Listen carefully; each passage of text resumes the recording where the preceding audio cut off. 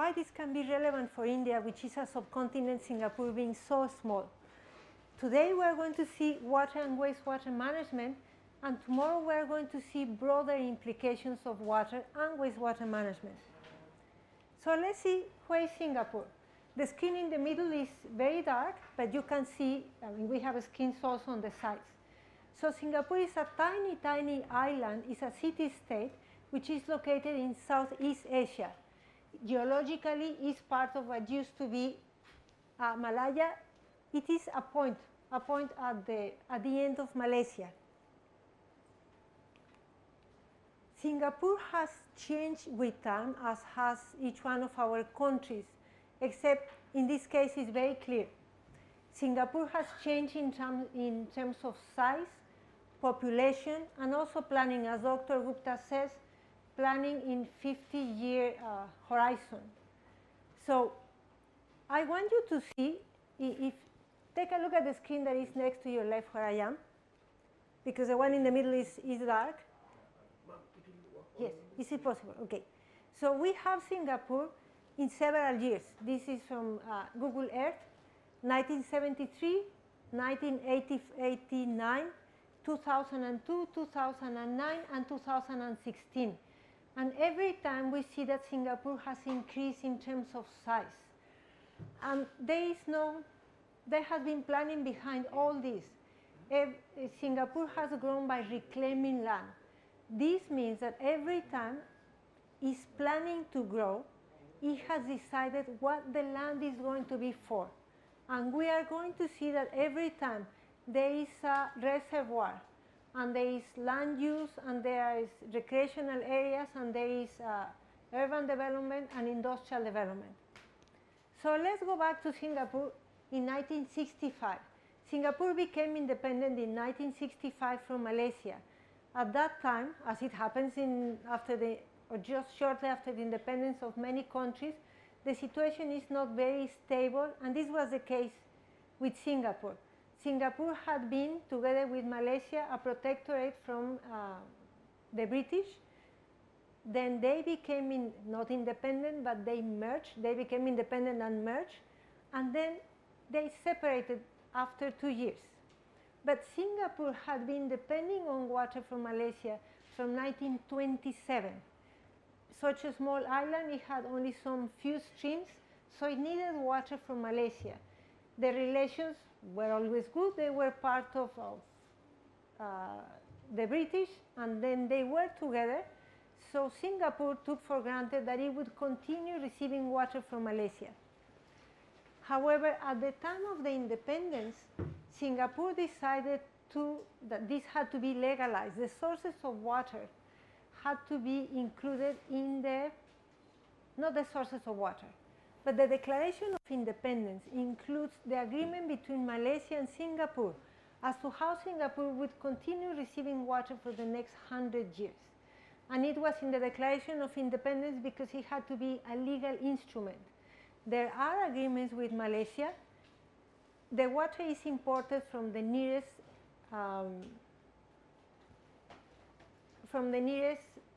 part of Singapore, which is Johor, but because water is a federal matter, and you are exporting water, then the agreements were signed with the Republic of Malaysia. So these agreements say that Singapore was going to receive water from one catchment area for the next certain number of years, and it was going to be in certain volume. And that was one agreement that was signed in 1961. In 1962, a second agreement was signed for the next 100 years.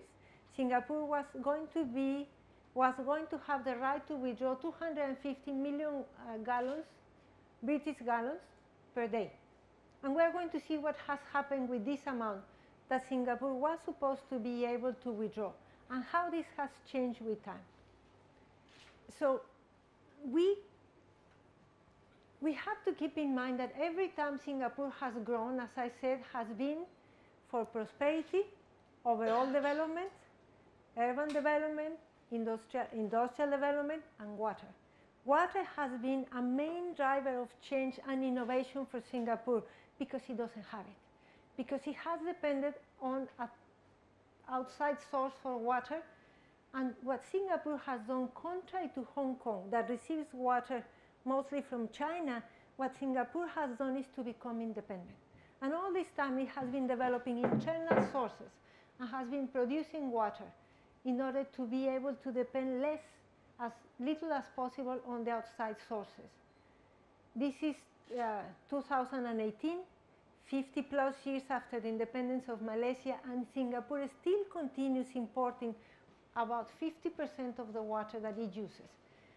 Of course, the amount of water that Singapore used in 1965 and the amount of water that Singapore uses now has changed. But even then, Singapore continues importing 50% of the water it needs. That means that whenever there has been drought in Johor, or whenever the pollution loads in Johor have been so high that Singapore has not been able to import water, it has been constrained. But there is always the plan B, for which Singapore has been planning from 1965, how to develop its own water resources. So every change you see in Singapore, politically, policy-wise, landscaping, has been always keeping in mind on the amount of water that it needs to develop in order to continue growing. Singapore has not stopped growing, but on the contrary, it has grown. It has decided from very early the type of country it wanted to be, economically, politically, industrially. Singapore realized, again, very early that it was very small to have any influence in the world. So, I am Singapore. How do I need to plan so that my population will have certain quality of life? And this is not only about money. This is about education. This is about landscaping. This is about being clean. This is about not being polluted. So what type of country do I want to be? What type of country will I be able to give to the people who will live in Singapore, that we will see about 20% is foreigners. And on this, water plays a very, very important part. So will I stop growing because I don't have water? No, I will produce more water so that I can continue growing the way I want to grow. Water and electricity. Singapore imports 50% of water, 90% of food, 100% of energy. So Singapore should not be seen as a country that is vulnerable in terms of any of these sectors. Simply, it has decided to grow in a different way. So now, after this introduction, let's go back to Singapore in 1973. We have Singapore with a certain land, a certain population, which we can see in this graph. And we see that population has increased, and it increased very rapidly. For many years, as in the case of China, there was the one child, one policy because of population. However, that finished some years ago, and now the government encourages couples to have more children, except now the idea of the population is different. But it's because it's one of the countries where population growth is about to become negative. So Singapore grows, and grows again in size, in plants. As Dr. Gupta says, one of the strengths of Singapore, something all countries can learn from Singapore, is in terms of planning. One would say, well, Singapore is so small, it can plan better. But let's remember, if it is smaller, if it has less population, it has less taxes. So how do I invest, being size constrained, and opportunity constrained, and tax constrained? How do I plan in order to grow? And they have planned successfully from different points of view, not so much from another points of view. But Singapore, as we are going to see, decided to invest in terms of planning, financing, and land-wise in those sectors where it could be competitive. And this is the financial sector, for which you don't need much land. In research areas, not in agriculture, not in livestock, but for example, in terms of industries. Singapore has one of the largest refineries of the world. Singapore imports and re-exports most of the material we see, and that we are going to see that tomorrow. If we see statistics, we see that Singapore imports an enormous amount of goods. And if you see those charts, remember everything in life has to be seen in the context. So we see in the statistics the amount of goods that Singapore imports, and we just don't understand where it puts them. And we don't need to understand that. The planning is different. Singapore imports them to re-export them, and that's how it makes a lot of money. And that is why every time there is a problem in terms of trade in the world, Singapore pays a lot of attention, because the main income of Singapore still continues being trade. Historically, it was because of the geographical location in the Strait of Malacca, and that competitive advantage continues existing, except that it has had to add, Singapore as a government, it has had to add a lot of planning in terms of, well, planning and also efficiency. Let's see, Singapore, we said it is located in Southeast Asia. We're very close to China, that is very competitive, and it's just the neighbor of Malaysia, right? So here we have Malaysia, but we have Thailand, we have Vietnam, but most important, we have China. We have Hong Kong, which is a main competitor, financially speaking. China, a main competitor from every point of view. So how is it that Singapore continues having one of the most efficient ports in the world? And it's because it is in terms of efficiency. Singapore, economy of Singapore, planning of Singapore, and each one of us who work in Singapore, we live thinking on our daily KPIs, our performance indicators, and they are very strict, and we have to surpass them every time. So that means that in the port, every ship that comes should come, unload, load and leave in 24 hours, no more time, because you have Hong Kong, you have Rotterdam, and you have every other port with which Singapore is competing. And Singapore is not flexible. It's not flexible in terms of efficiency. It's enormously strict. But that is what it has allowed Singapore to grow and to prosper so much. So why all this background? Why am I telling you all this? Because water has played a very, very important part. Had it not been, of course, because of leadership, but also because it had the resources to provide all these services, the story of Singapore would be very different. I don't know how much you can see of the maps, but a very important, let me show you a very important part of Singapore. As Singapore, we see the shape of Singapore changes. It is a diamond. By now, it's the shape of the diamond has changed. It continues becoming long to the sides. It cannot, because that's where you can grow. You can reclaim land. You cannot reclaim much land towards the south because it is deep sea.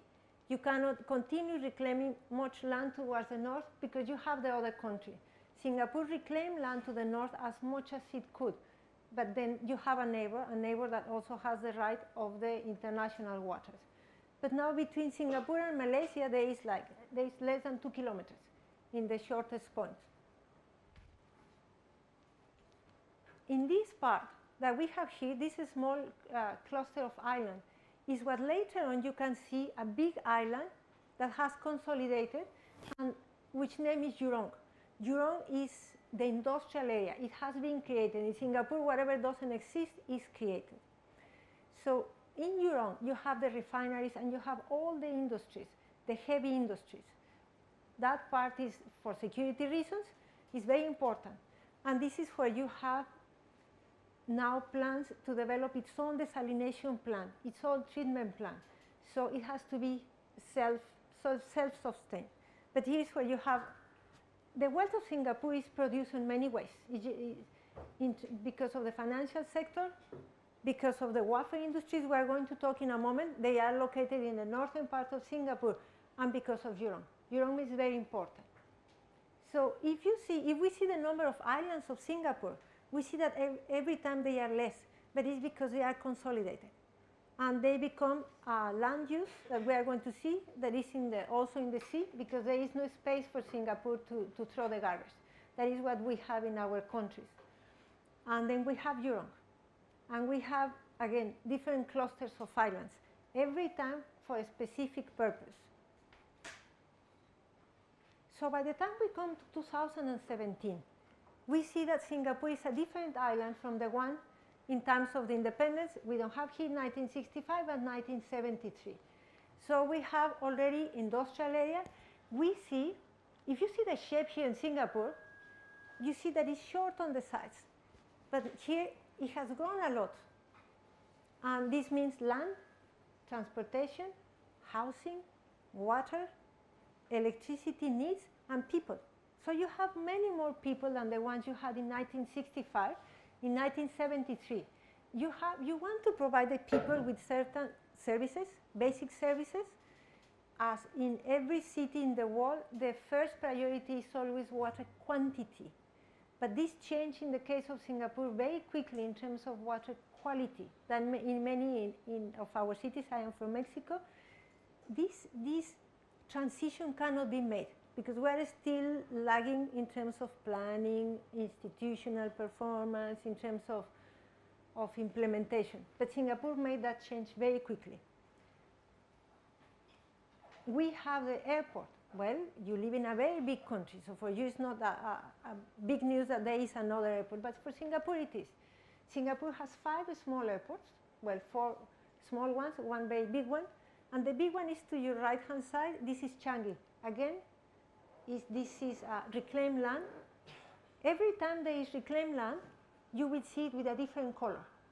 So here we see that a small size, we see it going towards the west. That is where the university is, where I live. But then you see that it continues growing, and it continues growing, and it continues growing. The west is one of the areas where it has grown most. What are the plans of Singapore? Because let's see Singapore towards the future. We have seen towards the past. Now we see towards the future. What does Singapore want? Singapore wants to continue growing and wants to continue increasing its GDP, and it wants to be a rich country. It wants non-stop development, like development forever. We have to see how this will be achieved. But there are many tools. The most important, as Dr. Gupta has been saying, is planning. That's the most important tool. It's not technology. It's not money. It is planning. If we don't plan, technology and money will never be enough. So we see Singapore until now 2017. Now let's see 2019, 2020, 50, 60. Singapore has to assure sources of water, has to assure sources of energy, has to make sure that it will have sources of food. That is your main concern. Has to make sure that it will live in a clean environment, and this is not always possible. Every year, we are close to Indonesia and to Malaysia. Indonesia is where every year the farmers burn all these hectares and hectares of forest. I still don't know from where they get more forest to burn the following year. And it's for plantations. For plantation, in many cases, they are commercial plantations, and of course they make an income out of that. And depending on how the wind is, all this haze is going to come to Singapore. Now think on 517 square kilometers. We are covered by a cloud, like a cloud of dust. And there is no way. Singapore is very small, so small that these IPCC climate maps, they cannot consider Singapore. So small that the meteorological departments don't know when it's going to rain or it's not going to rain, just because it's a tiny thing. So this tiny island is covered by all this haze. And all of a sudden, you see that coming from another country, you have all this pollution that completely stops either schools or any activity that is outdoors. So you are small. In that sense, you are vulnerable. Anything you cannot control, you are vulnerable. And precisely this is my point to start talking on water. Anything you cannot control is something that is going to affect you. Everything that is under your control, you are fine. And that has been the philosophy of Singapore. I can control my land. I can control what I import. I can control how much money, all my funding, what I can buy. So that over which I have control, I will continue using to growing. All that is external, then I have to plan and see how I can include it as an input to my model, to my development model. And this has been the main, let's go back. Let's remember always that Singapore is small and wants to grow and wants to prosper. Policies in Singapore are always based on the priorities of the city-state. It's not like in our cities and our provinces and our countries that every sector does things separately or in silos, as it is said. In the case of Singapore, there is one level government, therefore planning is easier. And when agencies just don't agree, everybody sits down and the Prime Minister takes a decision. That's it. And everybody understands and everybody goes and works together. It's not a matter of an option. That is the way in which Singapore has been able to develop. So people have very clear that there must be decision making that is clear and that the end will be development of Singapore, development of the people of Singapore, not the minister or not the water sector or the energy sector. A very important part then of Singapore has been land use. How do I develop more? How do I grow physically? And then how do I use the land? Where am I going to put my reservoirs? Remember, all the reservoirs are going to be man-made. Where am I going to put the buildings, the financial sector? Everything is built. It's like if you had a puzzle and you were able to manipulate. That's what Singapore has been. And it has been done very successfully. So what are the decisions that the government has had to make and that have affected the life of people like you and I in our countries? Singapore has been so small, always, that it has never been able to produce all the food that it needed. So it has always imported a certain amount. What we see in the first map, 1960, all the green areas, those are areas where there was some agricultural activity, mainly leafy vegetables. There's always been aquaculture, more or less degree, and then eggs. There was also some livestock. Most of the population in Singapore is Chinese, approximately 70%. And so that means you have the people like certain food. And then you have about 12% of people who are either from Malaysia or descendants from Malaysia, about 8 or 9% from India, and then all the rest, all of us. But with time, Singapore decided to be a very cosmopolitan city. It didn't want to be an Indian city or a Chinese city or a Malay city. Singapore wants to be a cosmopolitan city because it wants to compete internationally. Therefore, I need to cater to everybody, and Singapore caters to every market and to every person.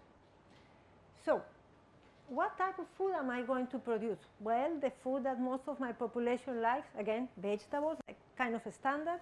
Every religion doesn't eat something, right? Some religion doesn't eat beef. Indians do not eat beef. Muslims do not eat pork. Chinese eat exactly everything, and we all eat whatever is available. So our priority was to have pork. But pork was polluting. It was polluting the reservoirs. And you know what happens when you have all the pig waste. So the agencies tried to solve this problem. They had all this waste.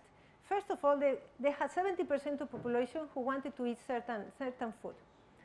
And besides, there is the population that has driven the country to progress. Most educated population, the ones that have driven the business sector, at least what you can do is to provide certain amount of food and certain type of food.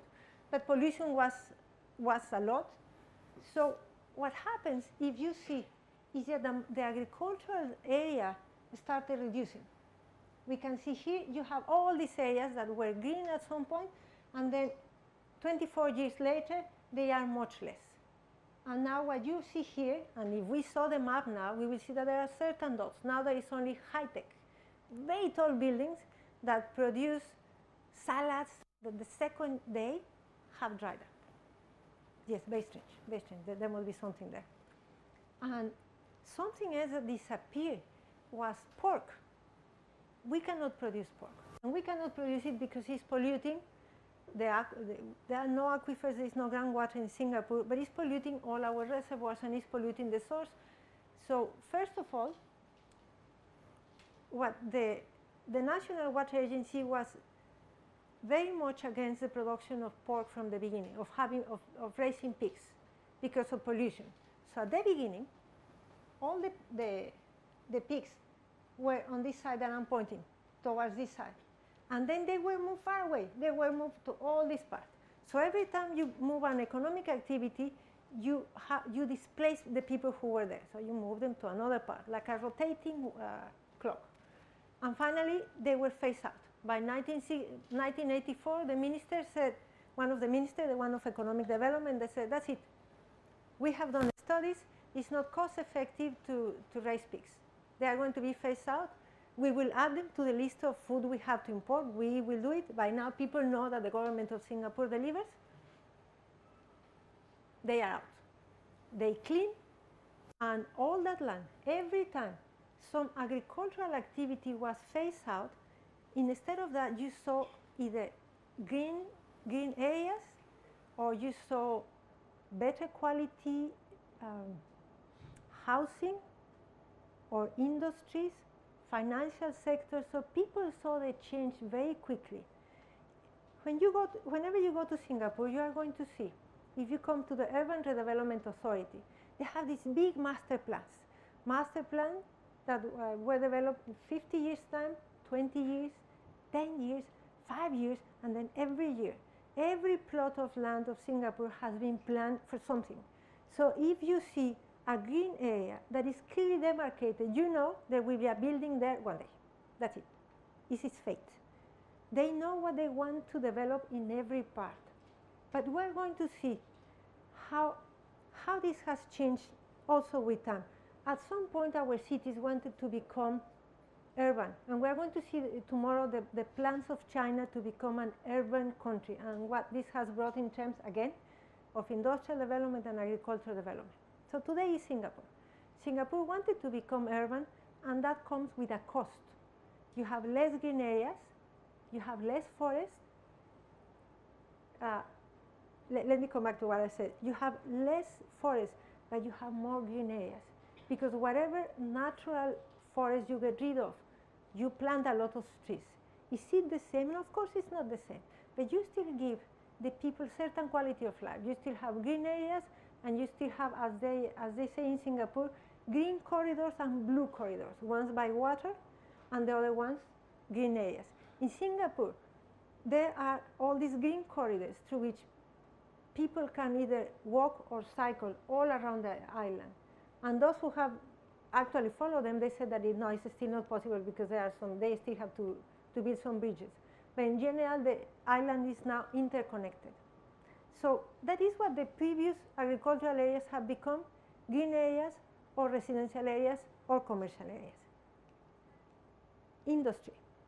Our countries, our cities were before agricultural, and then they transformed into, well, we transformed into industrial economies. So 1960, no industries, but then we had 1988, we started developing what we saw in the previous map, which is in the west, we started developing the refineries and all the heavy industry, which is in this side, and we started developing, or the government started developing a cluster in this island, which is Jurong. Now we see Jurong. But what we see, and this is very important, keep this in mind, is in the northern part, in this area that is called woodlands, we have these purple areas that have grown. These are, in this area is the location of the wafer industry. Wafer? Wafer. The wafer industry.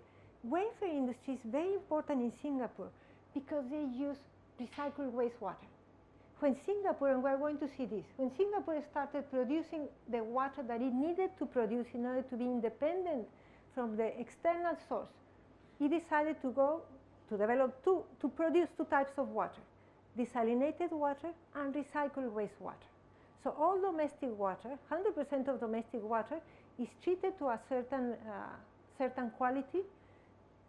Whatever amount Singapore requires to produce drinking water or water for the wafer industry is produced, the rest is discharged to the sea clean. So again, if we think in terms of, if we see Singapore with industrial eyes, we see Jurong, that is very important, and then we see the northern part, which is the wafer industry. Every time Singapore takes a decision, is having a business plan in mind. Is this wrong? Is it because it's greedy? Or is it because it plans? Every decision should have a purpose. Every time you develop an industry, there must be a plan, so you are going to use it. You are not going to start an industry and then let's see what comes. No, you are going to start an industry because you already have a plan that is going to make it financially successful, but at least you will have a financial plan, a business plan in mind, absolutely for every sector. And then we come to water, which is the central topic of today's talk, which is water and wastewater. However, the reason why I presented all this information to you before is that you see water in the context of this small island that receives 50% of its water from external sources, and that in spite of having so limited water, energy, land, it has decided and it has managed to continue growing. Diversification of water resources has been the solution for Singapore, and they said that they have diversified their portfolio, which sounds very, very modern, but in reality what they did is to see what opportunities they had. The first source of water is the water that comes from Johor in Malaysia, and which you will have to see like very closely in order to be able to see it. Later on I will show another slide. Comes here. This small line we see is the causeway, the water pipes that bring water from Johor. Singapore gets the water from the Johor River. The first agreement has expired. Water was already too polluted. Singapore couldn't continue importing it. So when the agreement expired, Singapore decided not to renegotiate it. It has still the opportunity to bring water, 250 million gallons per day. And it is from the Johor River, for which we are going to see that there is, again, there's been a plan. There is the reservoir, there is treatment plants, there is the human capacity, water quality, the sensors. There is a whole plan, very comprehensive plan. So first source of water that continues being the most important for Singapore quantity-wise is the one from Malaysia. Quantity-wise, not quality-wise or strategically-wise, but quantity-wise.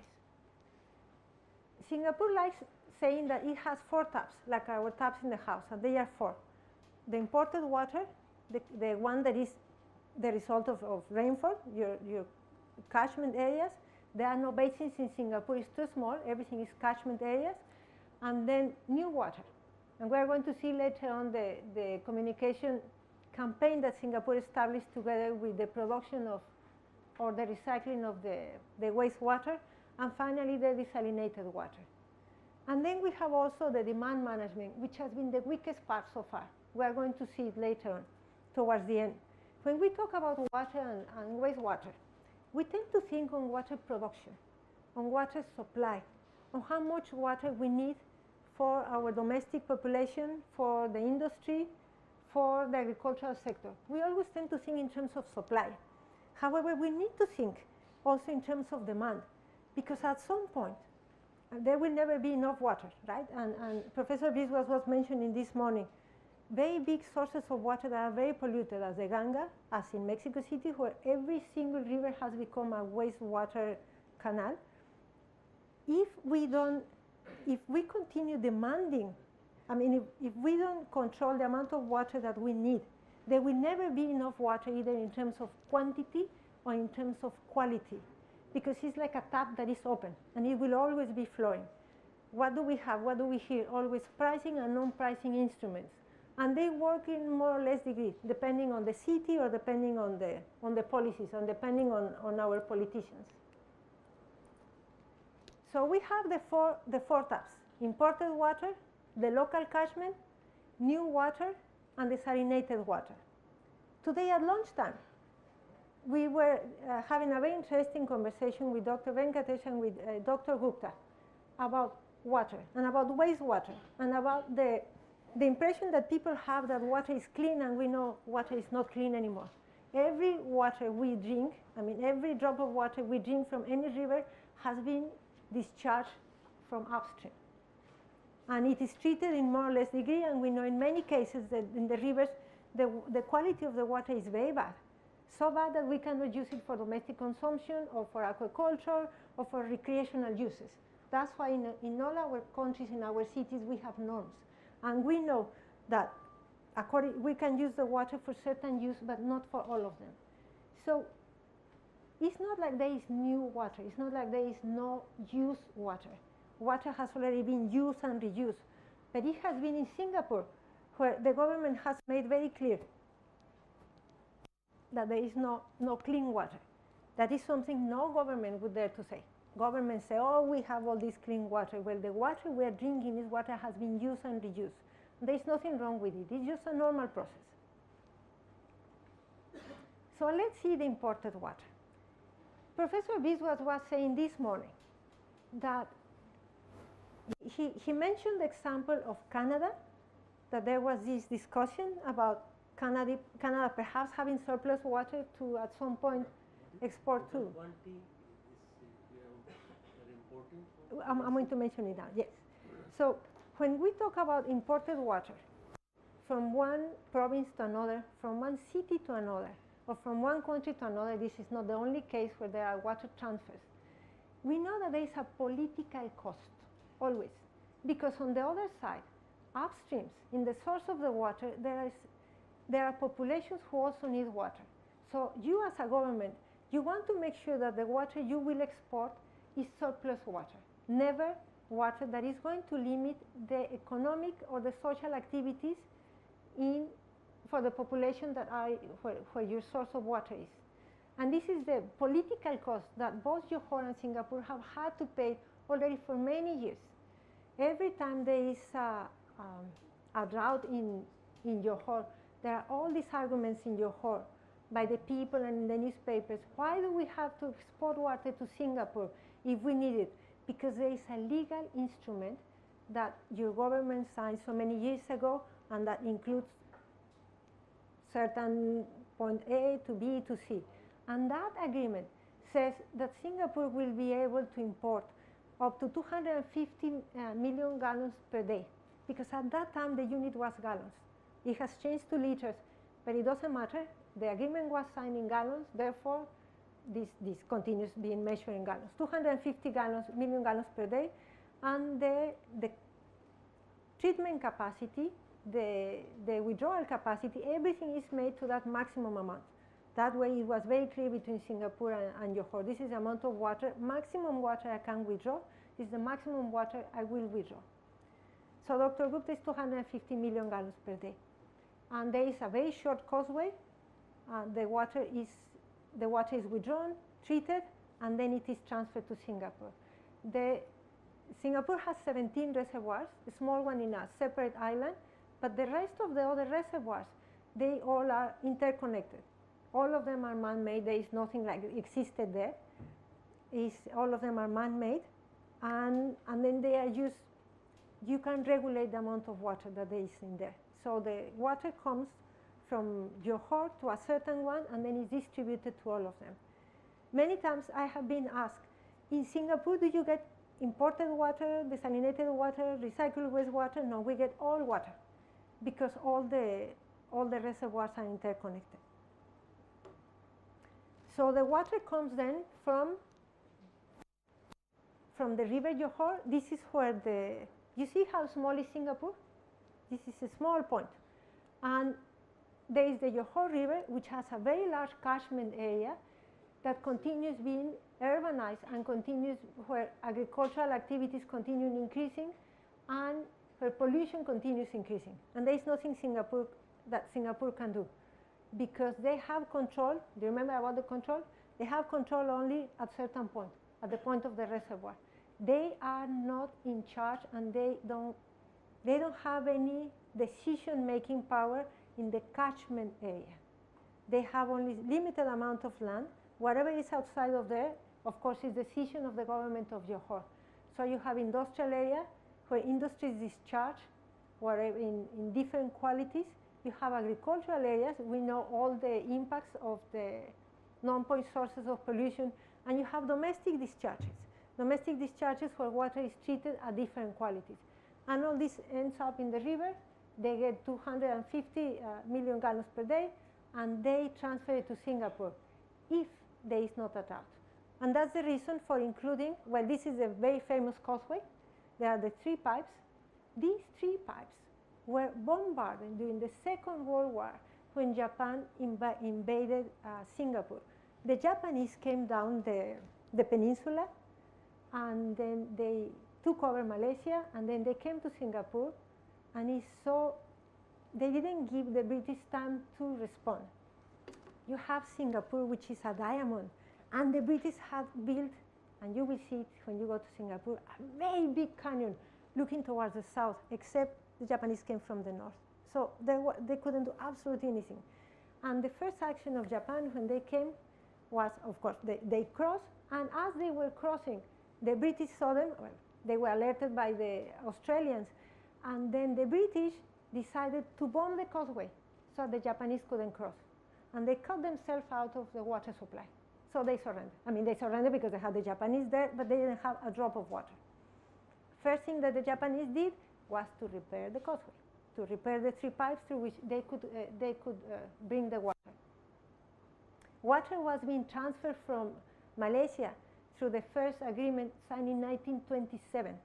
So this 1927 agreement is the one through which water was being brought to Singapore all the years until 1961, when, because of population growth and economic growth, Singapore required more water. And 1 year later, more water, like our cities continue growing.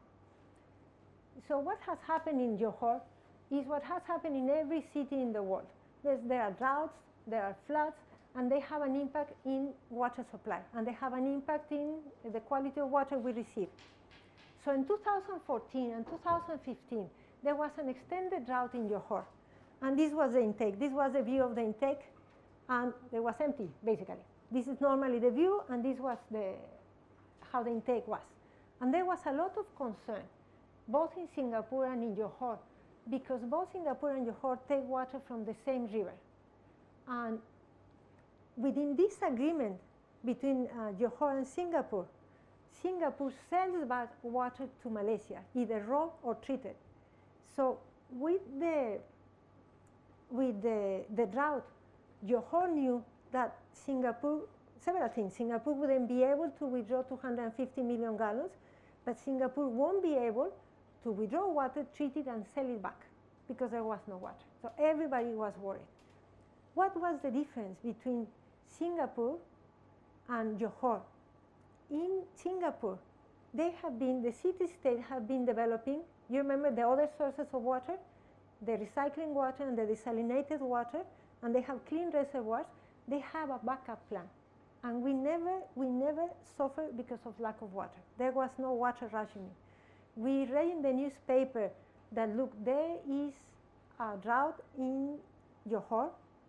You may have to consider one day in future using a little less water if you want, but the city-state continues running on electricity because there was more recycled wastewater and more desalinated water being produced. On the contrary, on the side of Johor, there was rationing because reservoirs are not clean, and because there is no desalination, and because there is no recycled wastewater. And perhaps because it's not necessary. We don't need a desalination to desalinate water, to recycle wastewater in every point, but we do need to have clean catchment areas. Here and in my country and in Johor and in Singapore and everywhere. That's our main source of water. Johor didn't have it, therefore Johor had water rationing. And so let's go back to what I mentioned before, which is the political price.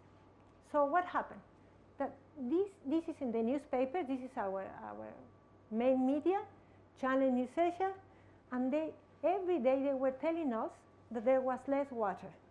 But in Malaysia, in Johor, they were also telling the people, their newspapers were telling the people, look, we don't have water, but Singapore is taking it away.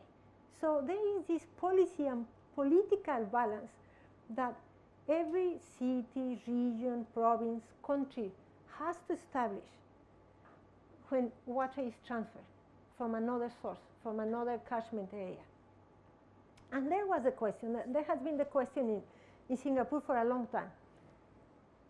If there is a drought, a severe drought, an extended drought, what will happen with us? And at some point, I remember we were invited to a discussion of ambassadors, and they were saying, if there is an extended drought, will China take us all to live to China? I said, no, Singapore, without a drop of rain, without importing water, Singapore has water for 1 year, for 5.7 million people. That only means a lot of efficiency.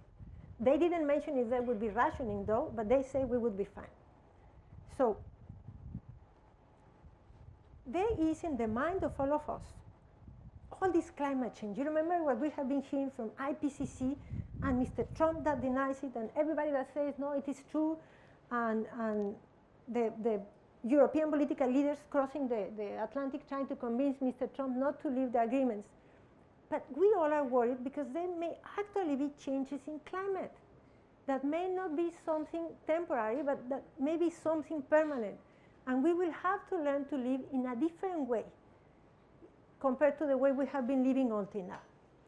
So in 2014, that I was telling you there was this drought, in 2014, 2015, what happened in Singapore? Singapore is in a tropical area. Singapore receives 2,400 milliliters of water per year, and then in 2014 it received none. 2014, for 1 whole month, there wasn't a drop of water. And at the beginning, everybody was expecting the water and that it may come, and water wouldn't come.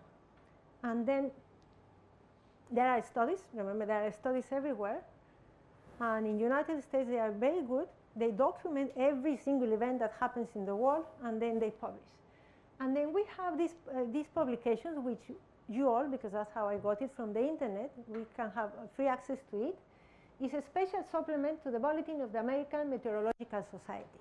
And what they do every year is that they take different extreme events in the world, and they try to find an explanation, meteorologically speaking, climatologically speaking. Is this due to climate change, or is this due to something else?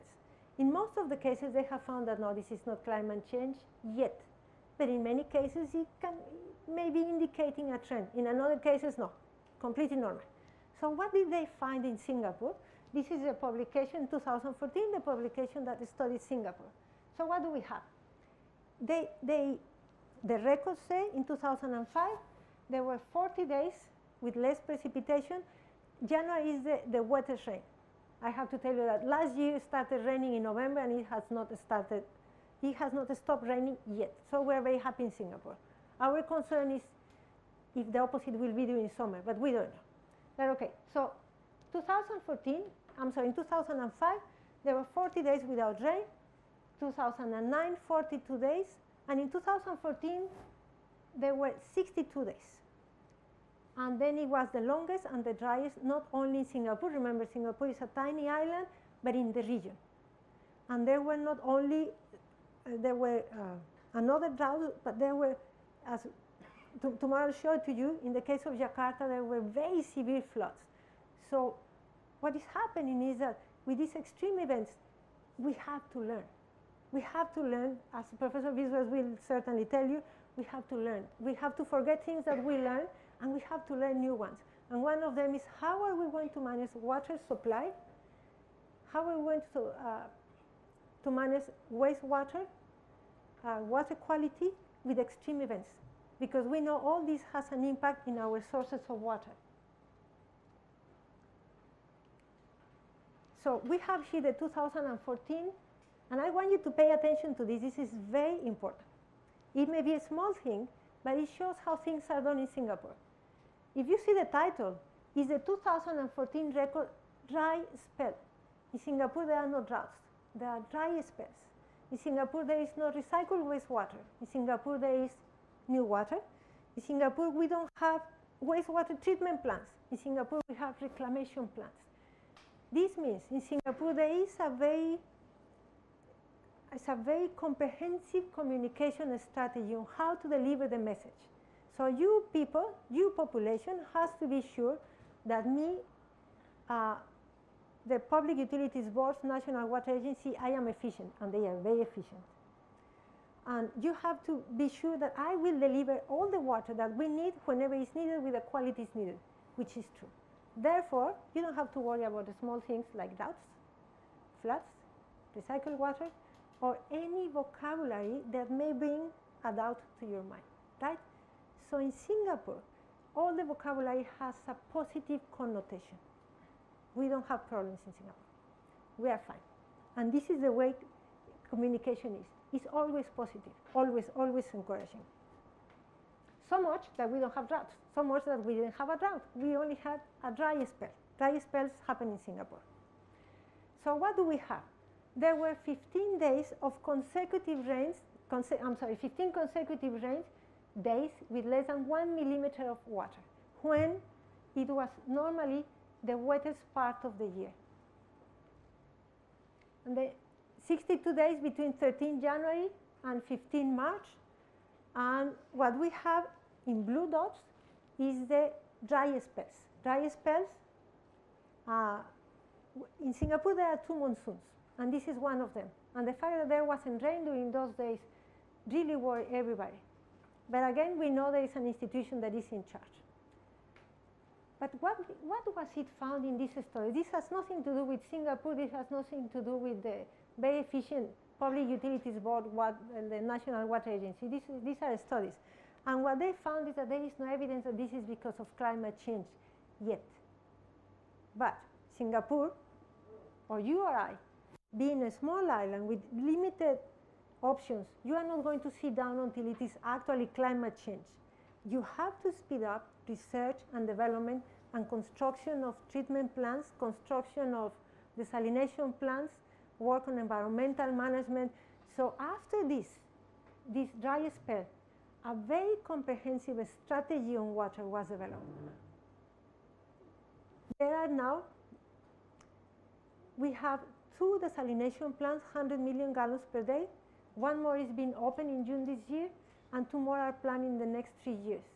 There are 5 treatment plants to recycle wastewater, not the normal treatment plants, but to recycle wastewater to very high quality water, and more are being planned. So every time there is a drought, and there has been a drought, it's like a sign of alert. Let's produce more water. Because we don't know, we as Singapore, we don't know if there will be a drought in Johor, if water quality will become worse, which it has, and or if we will stop receiving rain in the island. So let's prepare. And this is very much what Dr. Gupta was saying. This very important part of planning is something we put aside, and it should be the first element when we start working on any area. And this is what people in Johor were reading in the newspapers, and this is what people in Johor were going through. There was rationing. We can see it on the right-hand side. But there was also this message that Singapore, not only Johor, Singapore could not withdraw the water, but Singapore was selling water to Johor, and that's something people didn't like. So a drought in the area, a drought in the region, can create also this uneasy feeling in population on both sides. So that is imported water. Now let's see the catchment area. Again, you have the mentality of people who live in very big areas, that if you go to your river has a huge discharge. These are small, the rivers are streams, and the reservoirs are very shallow, so much that any dry spell will make you see how the volume of water, not that you can see the dead storage, but the volume of water goes down very quickly. The strategy of Singapore is the strategy of any city, or it should be the strategy of any city, which is treatment of water, regulate discharges. In Singapore, it doesn't exist the polluters pay principle, because that means that you are allowing your industry to pollute and then to pay, as it is done in many areas. In Singapore, you don't pollute beyond the norm. The norms are very strict.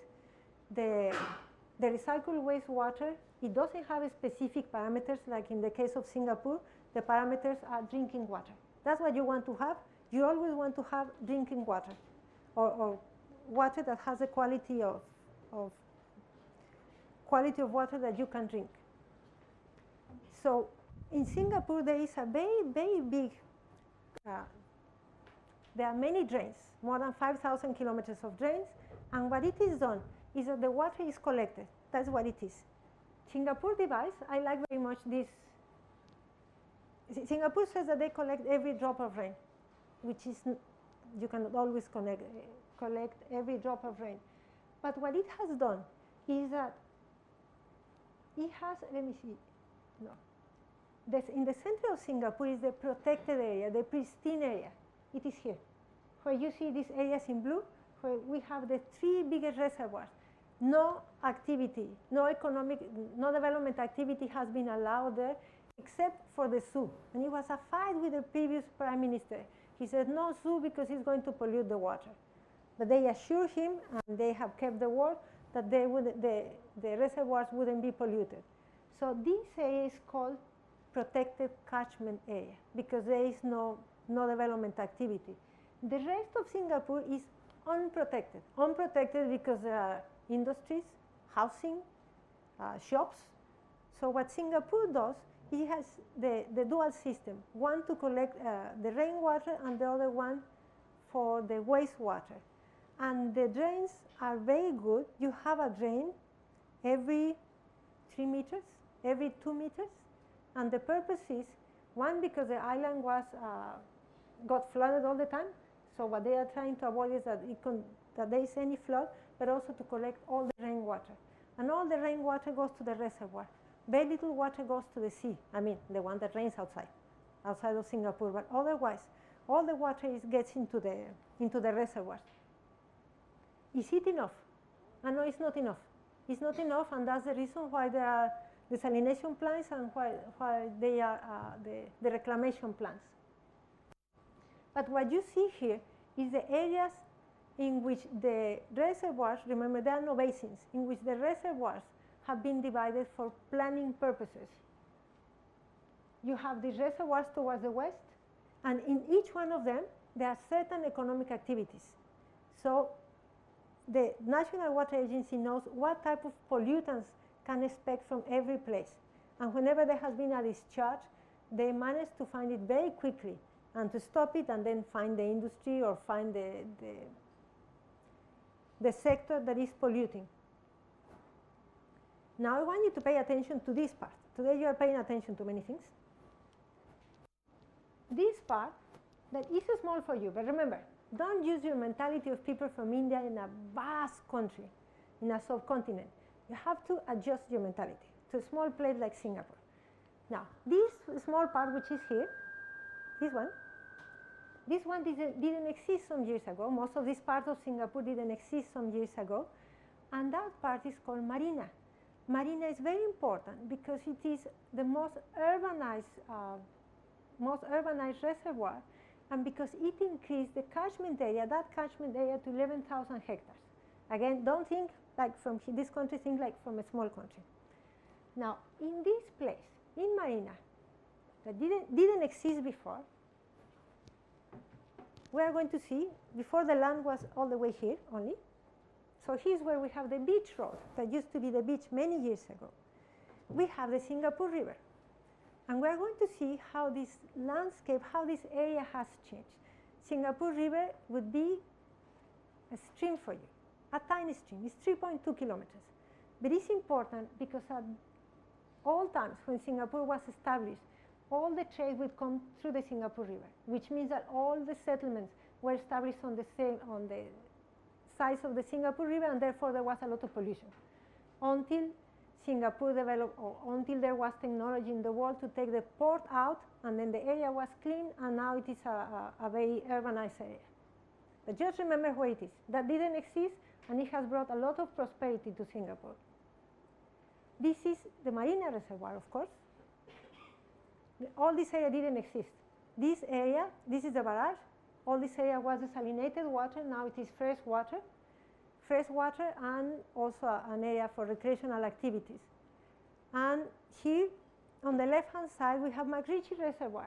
That is one of the reservoirs, one of the original ones, the reservoirs that are in the protected catchment area. There is nothing there except monkeys and a very nice area to go for trekking.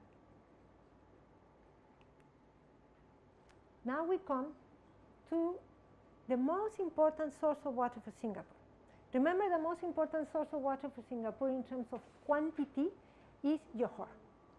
And the most important source of water for Singapore, in terms of strategically speaking, is the wastewater.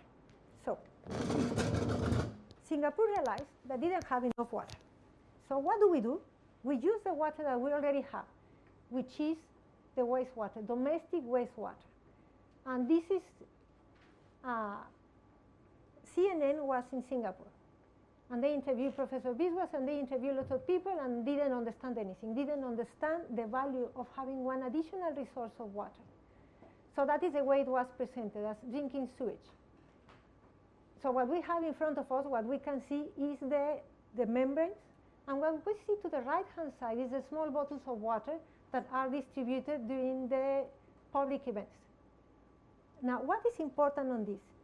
In 2002, Singapore launched the new water, and at that time they produced millions of bottles of water. They distribute them to every kindergarten, primary school, secondary school, high school, and university. Everybody had a bottle of water. And the Prime Minister came into the media, and there was a big celebration, and everybody drank the new water. And that assured the people that several things. Most important, that they had another source of water that was clean, and that there wouldn't be any problem. And that this was the result not only of technology, although millions of dollars have been invested on technology, but investment in terms of planning. We are planning towards the future. And we are going to see that Singapore has planned to 2060. The reason, because to 2061, the reason is because in 2060, the agreement with Malaysia expires. So Singapore has said by 2060, we are going to be self-sufficient. And the source that is going to make us self-sufficient is the recycled wastewater and the desalinated water. So these bottles are emblematic in Singapore because it shows that there has been a lot of planning. So you have the infrastructure to collect the wastewater, that is nothing but collectors, the deep tunnel. If we think of Singapore, everything is planned to be constructed underground because on the surface, everything is occupied. Even underground, you have all type of you have cables, and you have pipes, and you have the metro, so everything is very congested. But they have planned to construct what you see to the right-hand side is the deep tunnel sewage system. And what they are doing is that so far, all the pumps with which, these are collectors, all the pumps with which wastewater is being collected, they are being phased out. You don't need them because you have a big collector. That's there is no magic on this. It's just the infrastructure. But there is no infrastructure to the west, so now they are constructing another one. And this is going to be by gravity. So you get rid of all the pumps you had, and you stop using all the electricity you need to use. So it's more efficient. When I was telling you that it was congested, you can imagine in any city, below underground is always congested. You have different type of infrastructure. And then we come to new water. So new water, it is domestic wastewater that is treated.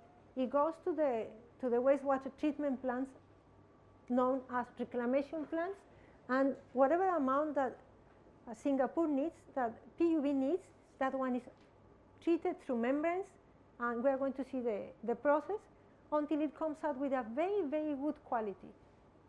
This water, that is, as Singapore calls it, is ultra pure water, that one is sold to the wafer industry. When Singapore was developing the idea of producing several things, I need to bring industry, we need to have jobs, we have a lot of young people who are unemployed, and we need water. How do we put all this together? So let's produce recycled wastewater, which is very good quality, and let's sell it. Who can buy it? So they were wandering around in the world, and the wafer industry needs very pure water. So if you go to the discussions in the parliament, we see that of course, the ministers were being informed. The Prime Minister was being informed, and they were saying, are you sure we can bring this industry, because it's going to cost, everything costs, right? Either because you don't charge them for taxes, either because you give them the land at a cheaper lease, everything costs. Are you sure we can provide them with water in the long term? Yes. So they went, they convinced the companies. The question of the company was the same. Are you sure you can provide with, in the long term, very good water, very good quality water? Yes, right. So they came, and they have been very successful. They have been very successful because the companies are here, because you have job generation, you have employment. Most important, you have another business in your country. Most important, you have made this iconic recycled wastewater an element of security, but also an element for economic development. So the point of Singapore is that every time it plans on something, remember, it comes with a business mentality. How am I going to use this? How is it going to be profitable? How am I going to use it in the long term? Singapore, there are no short-term solutions, always in the long term. So what we have here is just, now, you are in the engineer, so this is like a job for you, but this is just, in general, what is done with the so-called new water. New water because there is a communication strategy. I don't want to tell people, you are going to drink recycled new water. I'm telling people you are drinking new water, right? And that's different. The message is very different. In several parts of the world, the governments have attempted to recycle wastewater and give it as a source of water for the population, and people have rejected it. It's been a matter of perception. It's been a matter that the government has not been forceful in the message, and it's been a matter of a lack of a communication strategy. All these schemes in the world for recycled wastewater for domestic use, for the DPRs, they are in United States. And one of the oldest ones is in California. California has normally gone ahead of United States and the world on everything. So when the recycled wastewater was ready to be drunk, it was offered to the then President of the United States, to President Carter. And obviously he had not been briefed properly, because here you have the television, and here you have people watching the President. And the President is given the bottle of water. President, this is the water. You drink it. And the President didn't drink it. So what message do you give to your population? If you have another alternative, take your other alternative. And that is what doesn't happen in Singapore. Singapore, everybody's briefed. Previously, everybody has the same objective. Everybody tries things. Many years ago, there was this cholera outbreak in Peru. And the minister, you know how ministers are, minister said, there is no problem. I'm going to eat this raw fish to show the population we are safe, and the man died. So not only the families suffer, population just realized that the cholera problems were bigger than what they were being told. So this is something you don't have in Singapore. Singapore message is clear. So with new water, what the government shows with new water is that there is planning, there is technology, there is research, and there is a source of water that will make Singapore self-sufficient by 2060. That is what people know. When they hear about new water, that is the message they receive. And you would be surprised that children in primary school, they know what is new water. And people in the street, everybody knows what is new water. And people are proud of it. Is it the only place? Yes. This is the conventional treatment.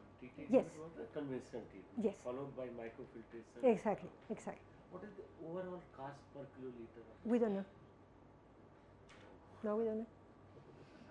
We know approximate amount of energy that is used. We know approximate costs.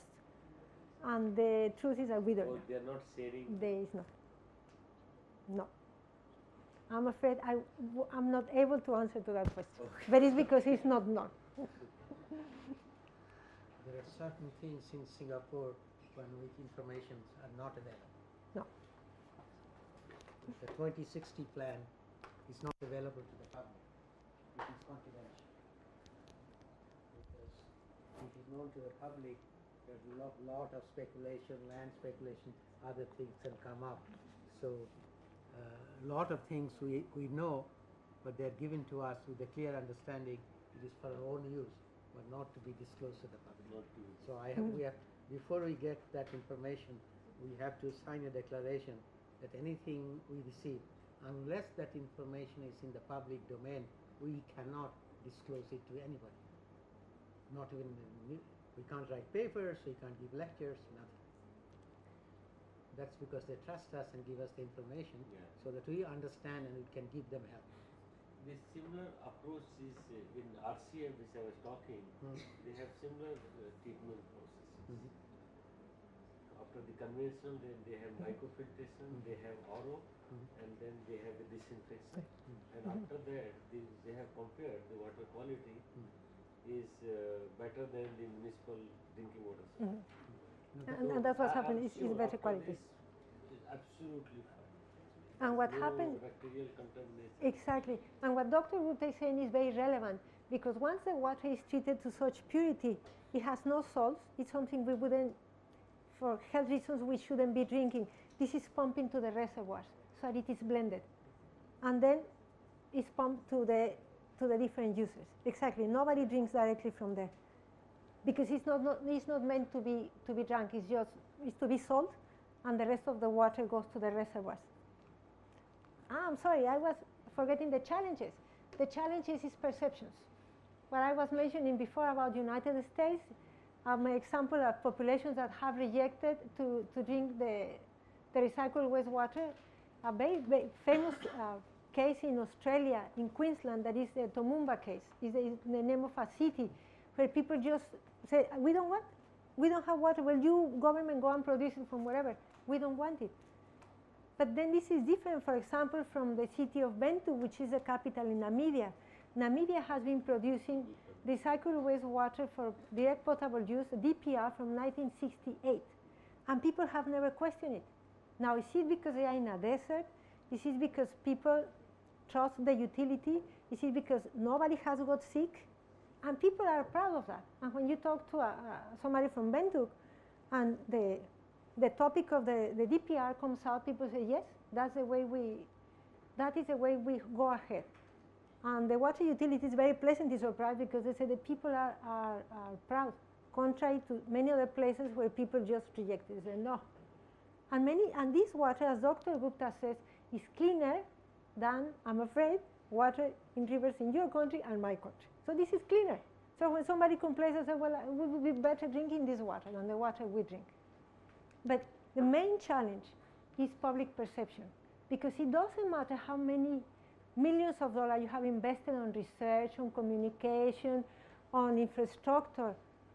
If people don't want to drink it, there is nothing you can do. If people reject the source, there's absolutely nothing you can do except go and produce something else. So that is why Singapore has been so careful in terms of communication, and that people understand this is not only a matter of having clean water, which per se is very important, but it's a matter of becoming independent, of becoming self-sufficient. And then finally, the last source, desalination water. We have two plants now. The first one was 30 million gallons per day, the second 70. Both of them were outsourced to the private sector. PUB is the National Water Agency. They are the regulator. They are keeping an eye on the quality of the water, on the processes.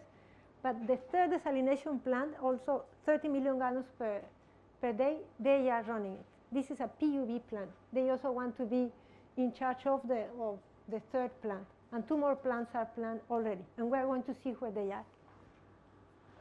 This is, again, a very, very general scheme of, the process that is a standard process of desalination. The two desalination plants I mentioned, we're going to see the demand that desalinated water is providing now, the supply, and how much is supposed to supply by 2060. So this is the water cycle. When we're in primary school, we are taught that the water cycle is, well, that it rains, we collect the water, there is the absorption, and then the evapotranspiration, and then goes and on, except it doesn't always goes on, and then human comes in, and in most of the places, like in Singapore, it has changed.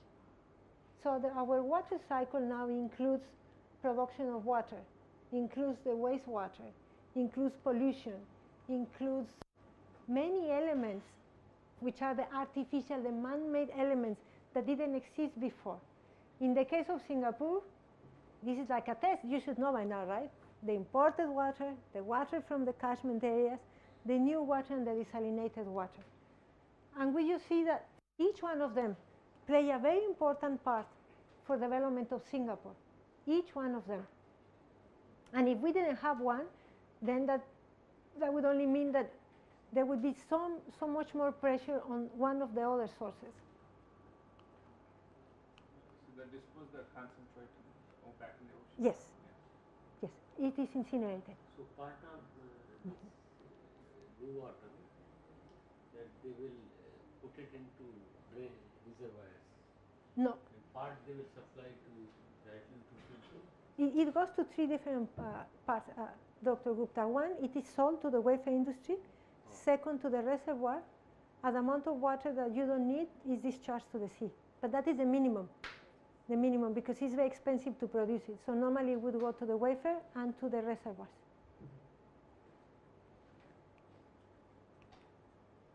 So I told you, you should remember, that we saw the Singapore River. You remember the 3.2 kilometers that is a stream for all of you? Well, this is only for you to see the changes that there have been in terms of land use. Somebody this morning, and I don't remember who it was, said when Professor Biswas was asking on what you were interested, somebody talked about integrated water resources management. The complexity of this concept is because it includes land use. And nobody controls land use. Nobody. Singapore is the one that does it a little bit better, but besides from Singapore, nobody. That's why this concept is so challenging. Conceptually it's attractive, but in terms of like practical purposes, it's better to study something that, well, in my opinion, something that is more practical. Now, I mentioned to you that there was this marina barrage. You remember, and then we saw the photograph that is we saw the barrage, and I told you it was desalinated water, and now it is fresh water. So it is this part. This part didn't exist, this was the sea. So what I want to show you is how this area has changed from the 60s. And if you can think on places you know, how they were 5 years ago, and then 10 years ago, and 15 years ago, then you will see precisely these changes, except we get used to the changes in landscape, to the industries, to the pollution.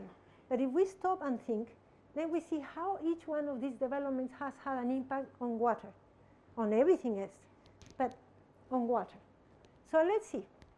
This is the Singapore River. This is a small stream, this 3.2 kilometers, that before it used to go to the sea, the trade artery, where the goods used to be discharged.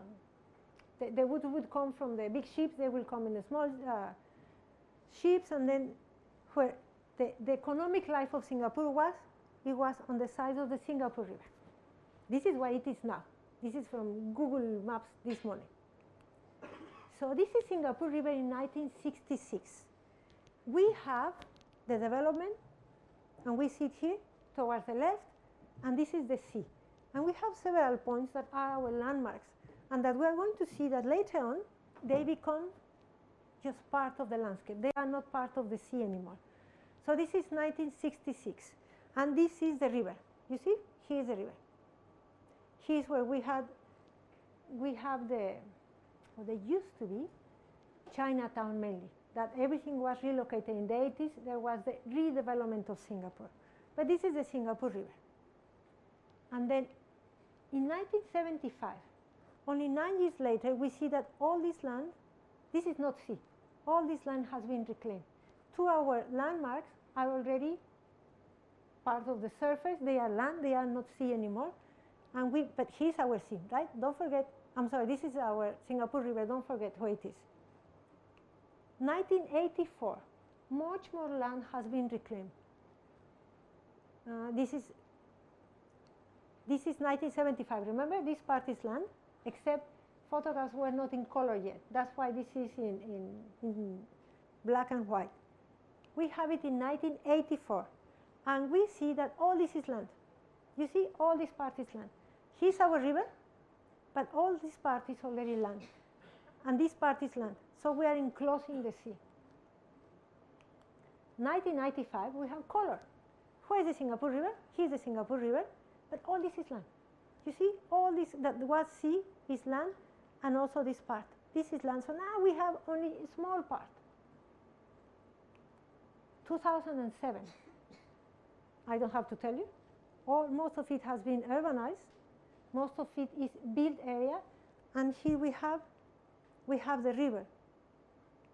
And now we have 2016, a completely different place. Completely different place. It is urbanized, built area. What does this mean? This means we have more people. This means we have more wastewater, more built area, more pollution, more cars, more roads. This is what it means. And this is a change we can see, a very big change we can see in such a small area. Now think in your home city. Think on the place where you are living now, and think exactly on the same. And you can go back to Google Earth, and we can see the changes.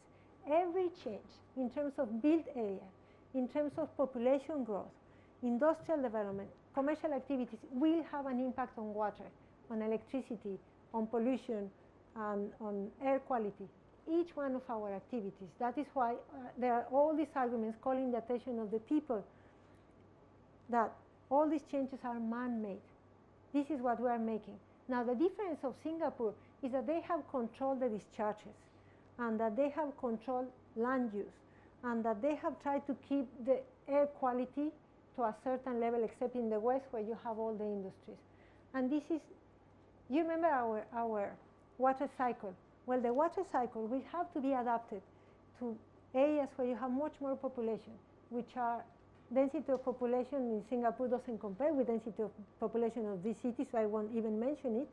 But your situation changes, and that's why it is so important to plan. Singapore knew how much it wanted to grow, and it needed water, electricity, lots of sand to reclaim the land. Land you don't have, soil you don't, sand you don't have, so you have to go and buy it somewhere else. So this is why it's important, why planning is important, because you will transform into a different type of place, and you will have to provide services with resources that are going to be scarce and polluted, and for which there will be much more competition. And that is in Singapore, and that is here, and that is in every place of the world. Now this is Singapore. We have the Singapore. This map is as of like November last year. We have Singapore. We have, this is the famous Jurong, where we have the refinery and all the industrial area.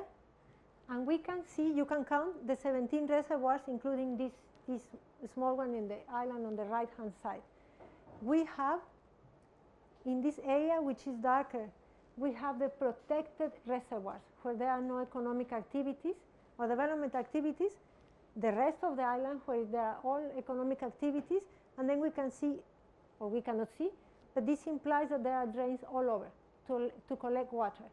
Areas that were flood-prone, that is this area where we are, they are not flood-prone anymore, but the canal is about as wide as this room. So there is a lot of infrastructure trying to avoid floods. Water sales. We don't know how much water is sold in Singapore. Dr. Gupta is part of the information we don't get. But we know how much water is sold per year. And this is something one gets in the statistics. The statistics are pretty good. And we see that every year, the amount of water that is sold for potable and non-potable uses, they increase. Again, that means that you need to construct more infrastructure in order to produce that water. Because the water from Malaysia, from Johor, that one is stable, 250 million gallons per day, if there is water, if you can bring it 100%.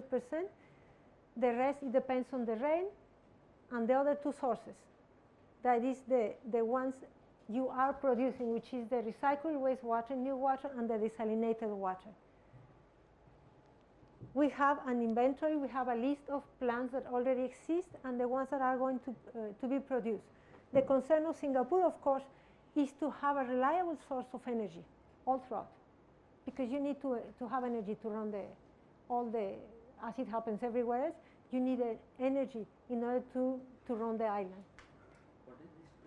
Yes. 12th is the desalination plant. Which one?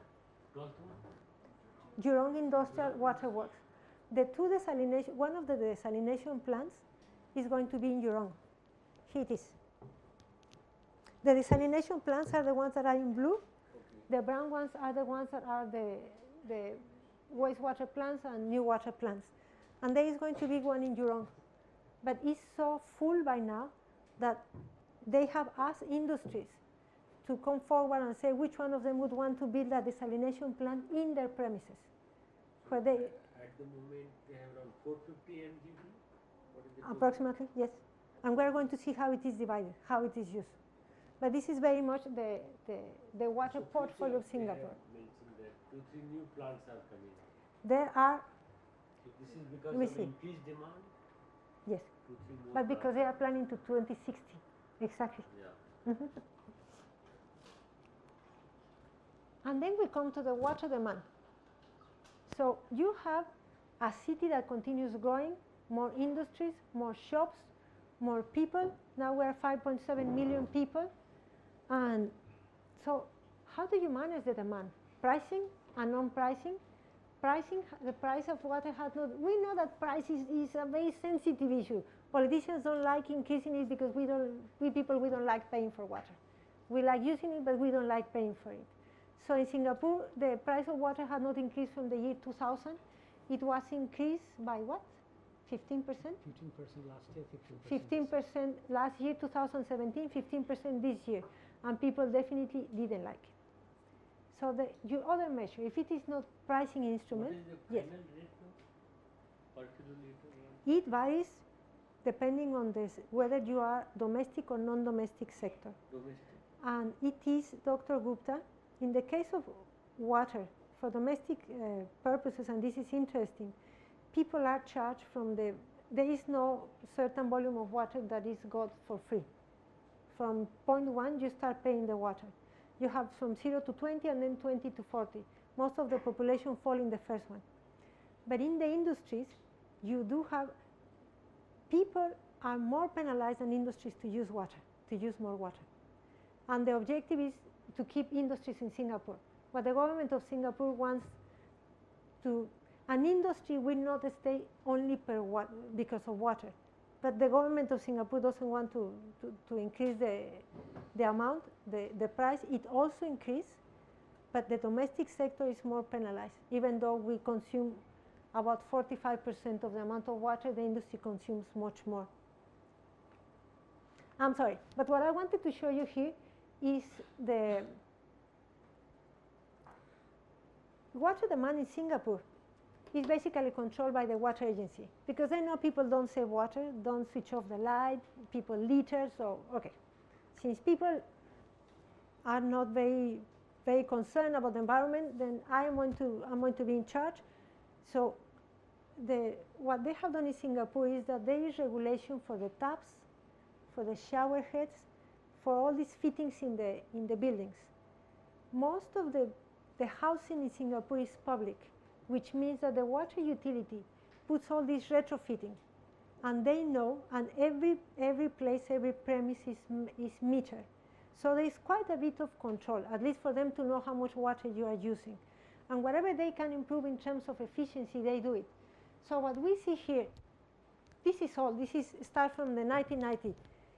Every time when they introduce taxes, when they introduce the retrofitting, it is when they use water campaigns, and what impact this had in water consumption.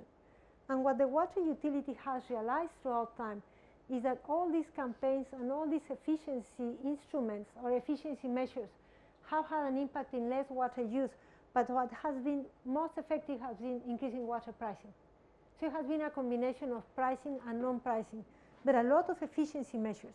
So Singapore, the National Water Agency has installed in the housing for the domestic users as much retrofitting as possible, and now it has moved to the industry. Now, the next step is efficiency measures in the industry, trying that they use less water. Again, the water cycle we saw before. the water, your imported source of water, the local catchment area, desalinated water and new water. And what Dr. Gupta was asking, where does this water go? So you have the water, your external source of water that comes to treatment plants. It has to be treated together with the rainfall that you have from the reservoirs. It is treated, goes to service reservoirs, and it goes to the domestic sector, domestic and commercial sector. The wastewater, we don't have wastewater, remember it is used water, goes to pumping stations and it is treated. It goes to the reclamation plants. Once it is treated, it is, you see this arrow? I don't know if you can see it. You can see it here. This means that it goes to the sea. So after being treated, it is discharged to the sea with certain quality. The one that is needed for the wafer factories, those ones is treated to very high quality, and then they go to the users. After it goes to the users, this is like a closed loop. Then it goes back. Once water is new water, it continues being used as new water, continues being recycled. And the water that comes from the water that is desalinated from the sea, desalination plants, it goes also to the reservoirs. When there is a drought or when we use more water than normal, then new water also goes to the reservoirs. So in the reservoirs, we have all the mixture of water, or all the mixed water from the 4 sources. So what is going to happen to the future? Why is Singapore doing all this?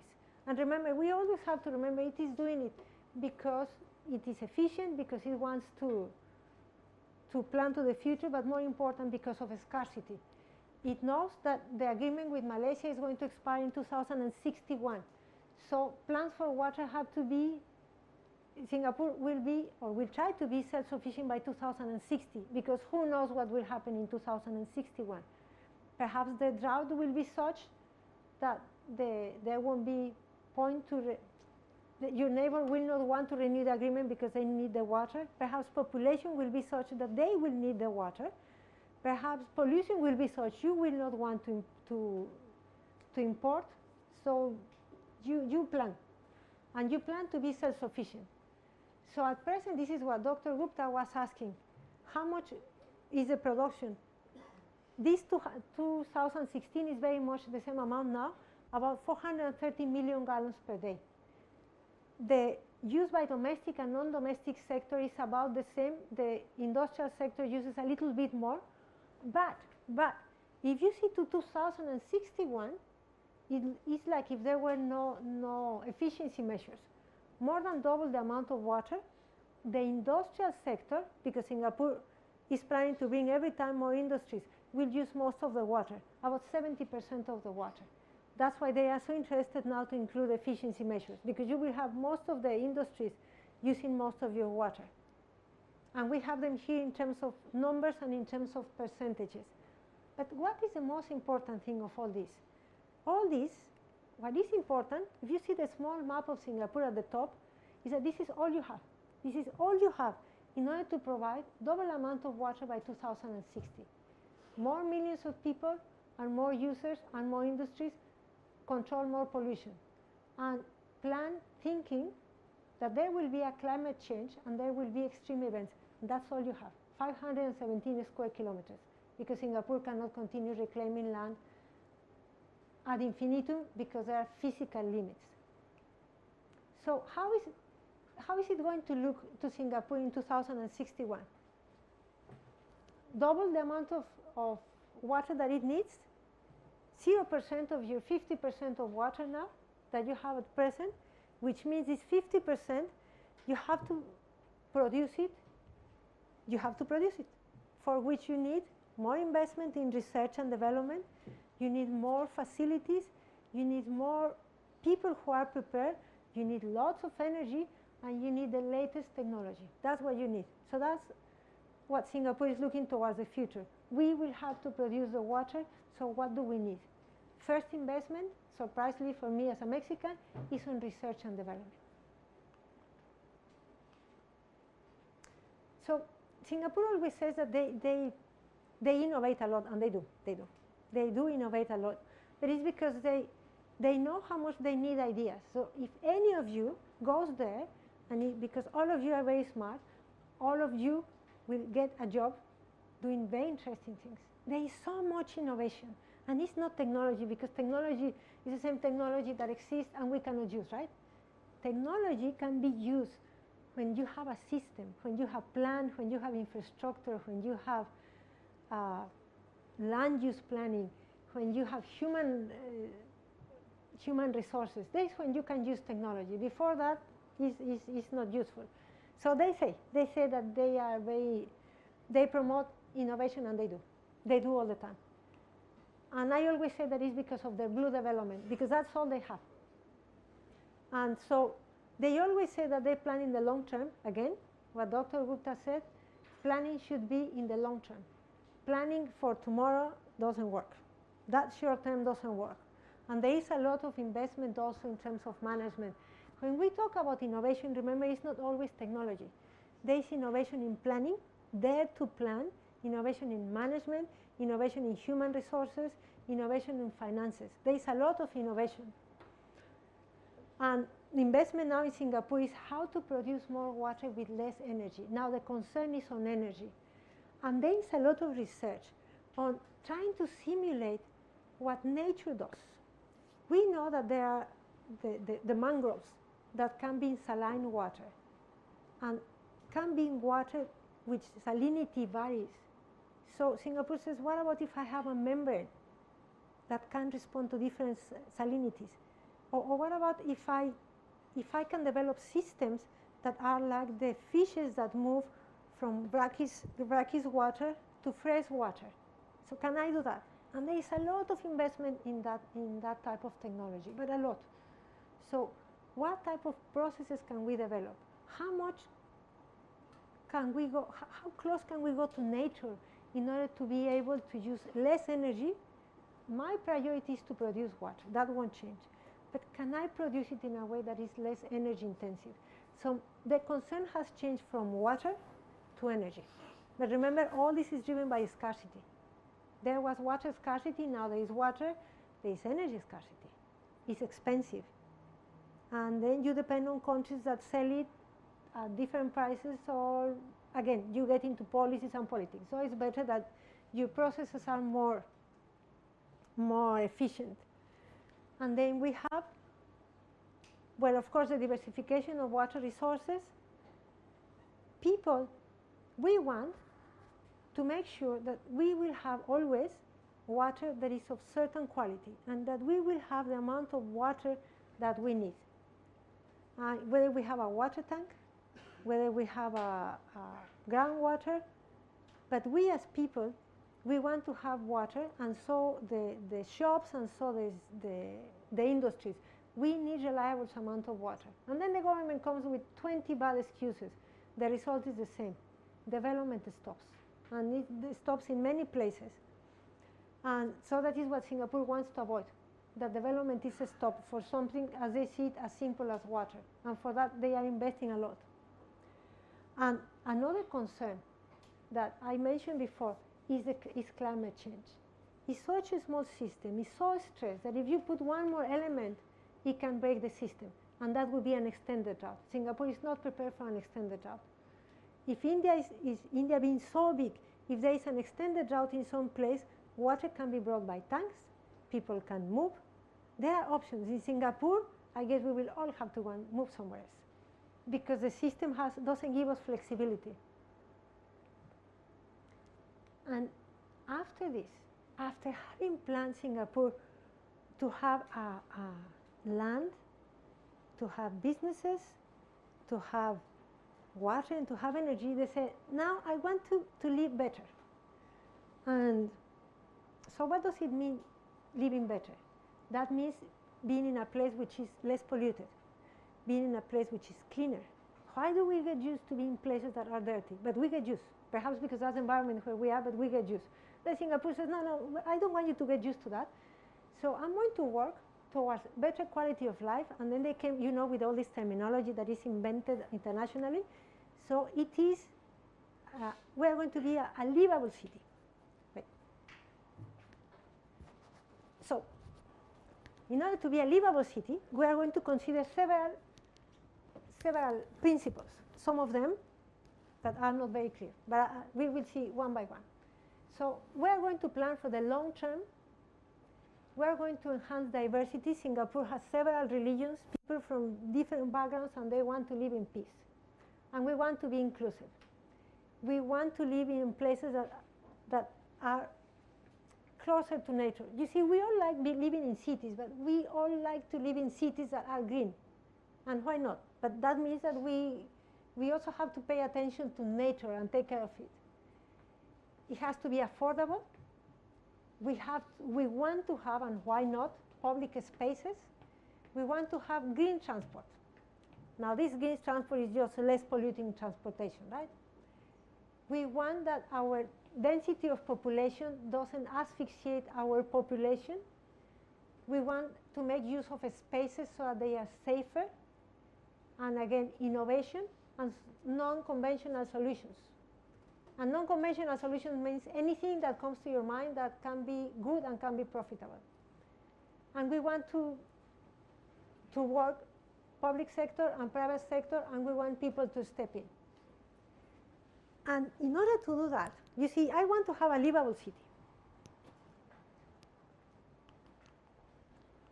Where is my livable city? Wait.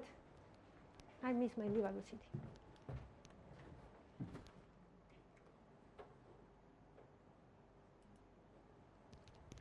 There is this matrix that talks about cities that are that have a high density of population. And we think, me as a Mexican, perhaps you living here in India, we think that because we live in places where there is a high density of population, there are things with which we have to live. But Singapore says, no, we don't have to live with that. We don't have to live with solid waste. We don't have to live with congestion. We don't have to live with pollution. Let's see how can we do it better. So they came out. This is something that was prepared by another group. It's called Mercer. But Singapore has been studying how to use it. And they say, here we have a sample of different cities where density of population is high. And we are going to divide them into those. First, let's divide them, and then let's see how do we improve, what do we learn from them. So we have cities that are where you have high density of population and where people live well. And people where there is high density of population and quality of life is not that good. So they organize them. And Singapore comes high, London comes high, Hong Kong, very high density of population. We have Mumbai, Shanghai, then we have Sao Paulo, Beijing, places where quality of life is not that good. And they say, well, if we want to be here, if we want to be in this area, which is of high density and high livability, what we have to do?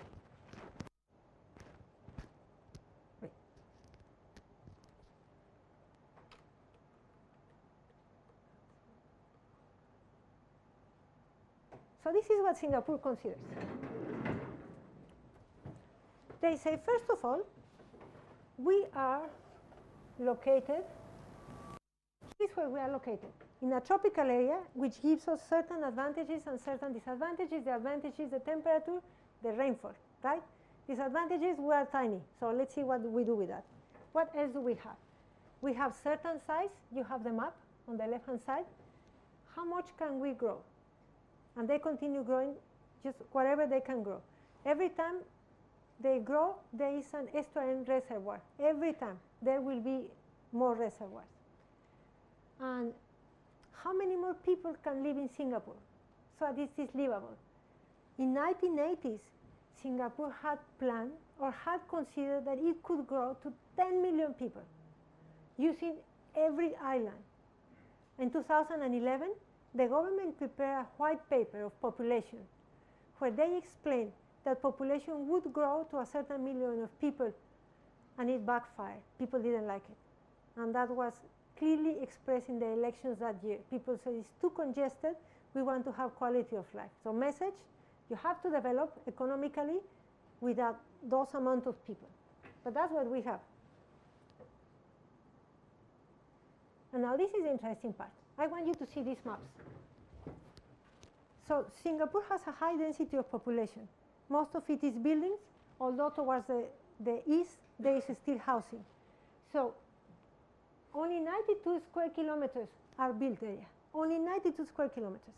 And we see it so densely populated. However, 328 square kilometers are still green area and will remain as a green area. Is the trade-offs. We are going to keep certain green area because we need it. We need for precipitation purposes. I mean, we need as a catchment area.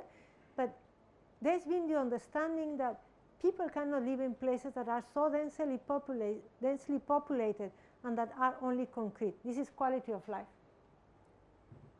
So we have built area, the space for the built area, the building footprint or built area, and the green area.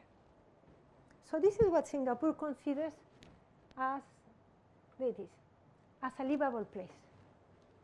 So the planning is to have a city state that is self-sufficient on water, that has high density of population, nothing you can do and you want more people, but that keeps most of the area green.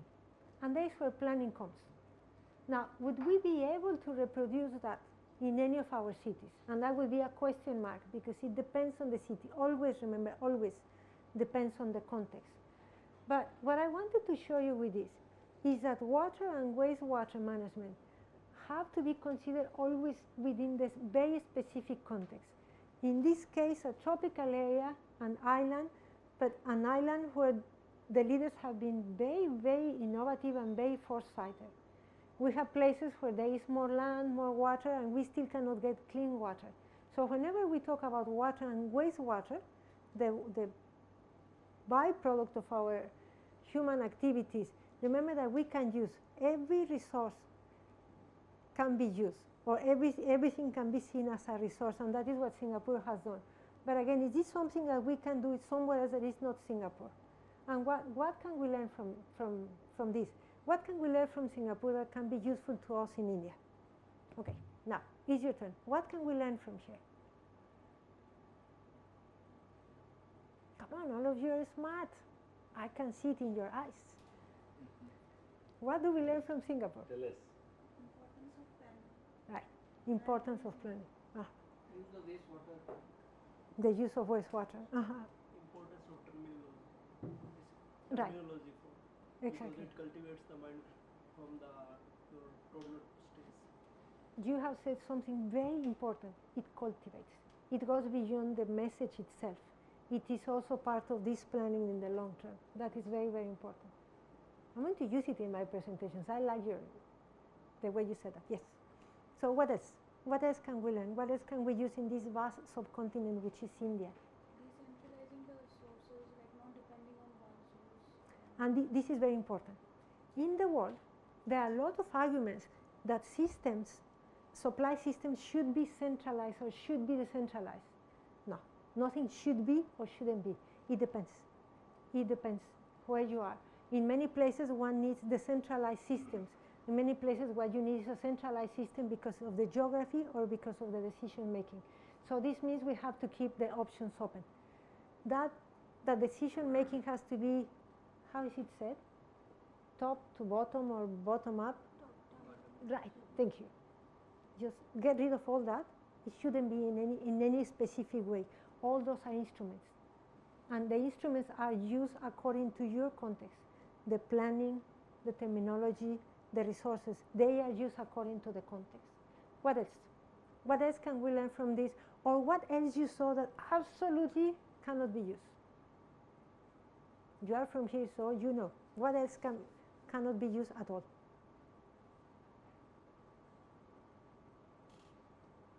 We can reduce the, daily demand also. I think that would be, if we are able to achieve that thing. Yes. For example, in India it is 135 LPCD liter per day. So if we come out, we bring it down. Very much, yes. Then it would be better for the future. For the present and for the future, yes, of For the course. future. Yes, yes. Because there will be I know what is there there will in be. Singapore. That was my question also. What is, how much LPCD, liter per day capacity is there per person, per capita? Is it a question? Yeah. We don't know. No, We don't know? It's now 143. 143 liters per capita. 143, right? That's In the India. latest. Okay. Yes, yes, but that definition changes. Okay. We tend to say that in different cities water uses certain liters per capita per day, and then we want to compare them, except the definitions are different. Go to more than 2 utilities and ask how it is calculated. And what would think like the total amount of water divided by the total amount of people? No. No, it's not. It's very different. So I'm sorry, in that sense I say we don't know. I mean, we don't know, but we don't know anywhere. But yes, according to the statistics, that is the latest figure. And Singapore wants to reduce the same way that each one of the cities wants to reduce. And all this is driven by scarcity and pollution. We don't have the same amount of water that we used to have, and you, younger generations, are more aware than we were in our time. People now are more aware that there must be conservation for the future, but because it's right, because it's the right thing to do. Conservation of water. Conservation of water, less pollution, conservation of energy, less littering. In general, we want a different quality of life, and it seems that in your generation it has been understood that one has to be part of that change. Not in our generation. In our generation we were being served. Your generation, younger people, the people who are more willing to participate. But you were mentioning something? Actually, in one of the graphs, Yes. the water per capita water consumption was shown. It Mhm. was around 155. Yes, yes, yes, yes. Yes, my comment was that in the sense that the definitions change. 2 years ago the definition, I don't know what definition was, but last year the definition changed. It wouldn't include common areas, which means by elimination that it included common areas before. But it's not something one finds in the definitions. Not there, not anywhere. We have done in the institute, as many institutes do. We went around to different cities, the cities that Professor Biswas mentioned before, cities where people use less water, cities where now the consumption, the liters per capita per day are between 90 and 100. And talking to the water utility, how do you calculate the water? And they couldn't answer. It seemed that it was not straightforward. I don't know if it's like that in US, it's a formula. You say, no, how do you calculate it? And then they come out with a big formula, and when somebody starts going around, they don't know. So still we cannot compare. So in the US, we separate indoor water use versus outdoor water use.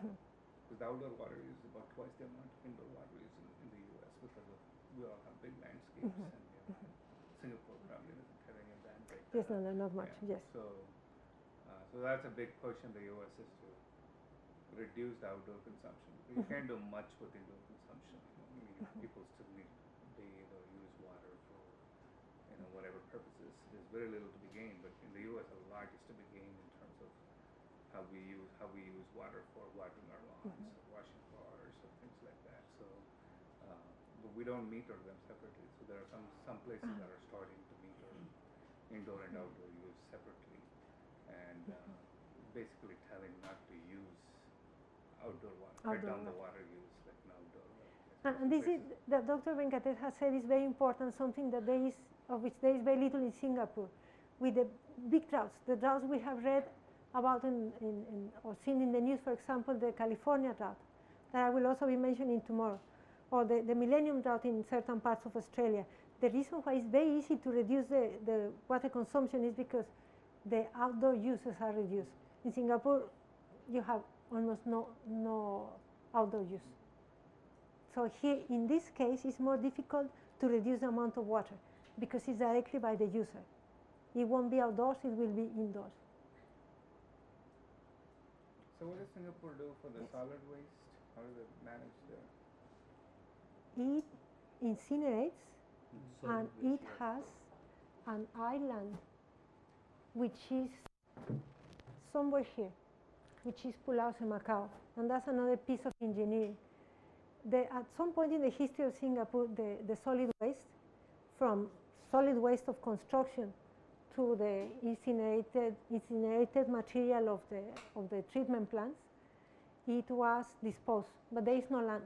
So what Singapore did was to construct Pulau Semakau. They took, following the tradition of Singapore, they took 2 islands and then they reclaimed land, and one part has mangroves, so it's been sensitive environmentally, but they are managing quite well. And now they are filling it up, and they are starting with the landscaping. And the concern is once this is filled up, once we cannot do more landscaping, once we build like an Everest, a mountain the size of the Everest, where do we put the garbage? The solid waste, so we will have to build something else. But it's in the sea. Everything goes to the sea. And the last plan of Singapore, and with this I finish, so that you see the degree of innovation, is that the latest master plan is the underground master plan. Singapore has the airport on one side, Changi Airport, and the port starts in the middle and all the way to the west, all the way to here.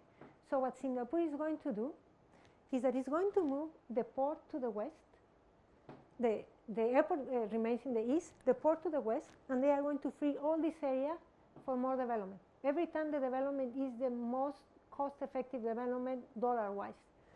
And in order to transport all the cargo from the airport to the port and vice versa, they are going to construct tunnels. So they are going underground. And there is a lot of funding now for research in underground. Research in underground not only for cargo, for infrastructure, but for people. How would it be for people who live underground, or who not to live? How would it be for people who stay in underground for certain period of the day? People who will have to work there. So there are also sociological studies. So that is the next plan, the underground master plan. So all the time there are master plans to do something else. The only thing they couldn't find was groundwater. Otherwise Singapore would be different, right? That was the missing element. Well, that is my presentation. Thank you very much. Thank you, Dr. Gupta. Thank you. Thank you, madam. It was very interesting. So in Singapore, what is the agriculture consumption? Because here in India, like almost close to 90% used for agriculture, and all, in fact, that the groundwater they use for agriculture, because surface water transportation cost is more, and people simply put the